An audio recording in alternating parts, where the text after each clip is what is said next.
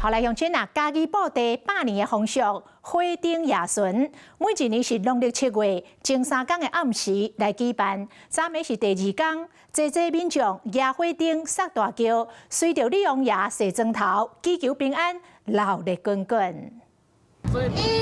請點亮。點火條代表活動正式開始，家己布地過高建德宮火頂夜巡進入第2天，愈換愈鬧熱。這個鄉親爺用竹啊、玻璃杆啊、甲土做的這個火頂，對五府千歲轎班出巡，祈求消災解厄。未少有廟嘛來響應加入隊伍，經過所在攏是鑼鼓聲。有信眾坐佇門口等神轎到位，祈福求平安。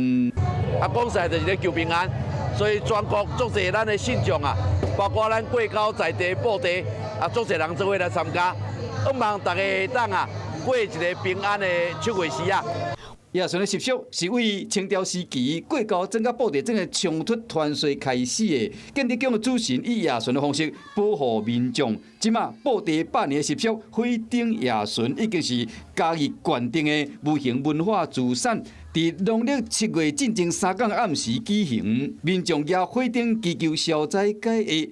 唔那成為地方重要的文化信仰，特殊的在地活動嘛，吸引真濟外地遊客來參加，是在地一年一擺的大鬧熱。